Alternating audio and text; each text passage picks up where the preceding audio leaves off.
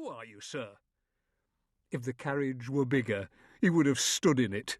He would have strutted through it as he did through his office in London. "What's your name?" he demanded. "Larson," said the gentleman. He looked to either side. "I'm connected with the trade." "Then you should be hanged," said father. He threw himself back against the seat, rapping his palm with his cane. "I'd do it myself. I gladly would." Larson's hands went back to his lap. His feet, like small animals, made themselves comfortable on the top of his box. Then his eyes closed, and it was as though he'd never moved at all. The carriage swept down a long hill, and the hoofs of the horses thundered ahead.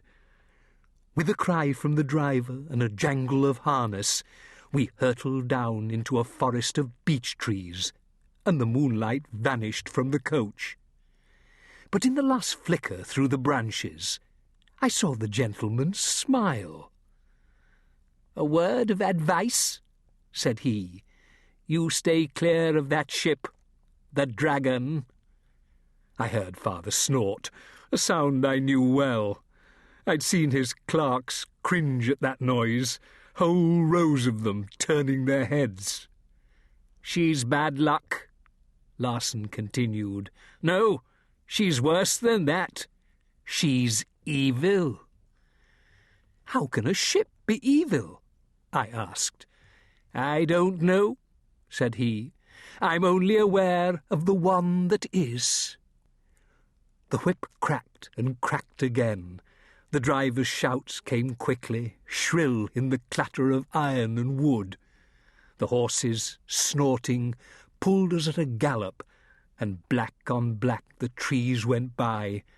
I could only imagine the speed, but it must have been at least 10 miles an hour. "A ship can't be evil," said father. "That's nonsense." "I hope so," said Larson, his voice nearly lost in the clamour.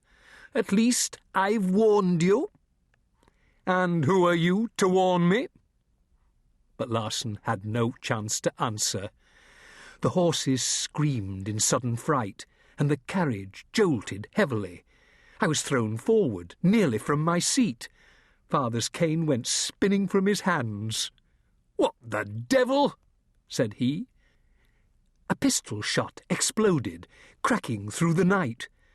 The carriage skittered sideways at such a speed that it tilted up on 2 wheels before falling flat again with a jarring bang of wood.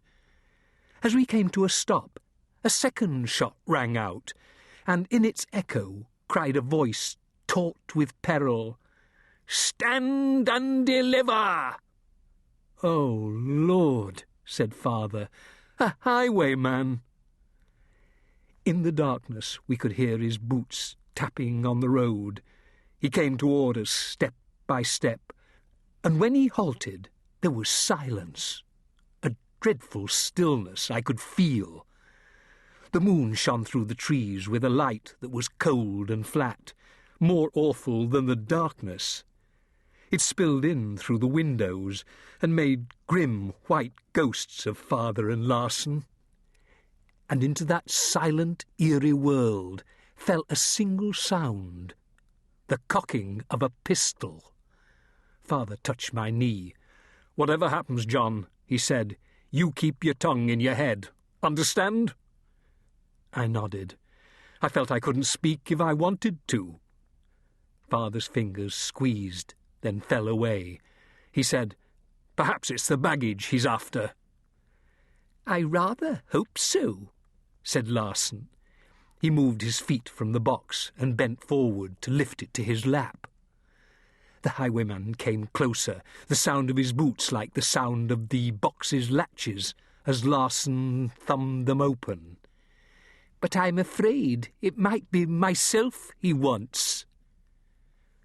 "Driver, step down," said the highwayman. "Quickly now." The coach rocked. There was a squeal of springs and the thud of heavy boots. A horse stomped and whinnied, and all the sounds of the forest returned.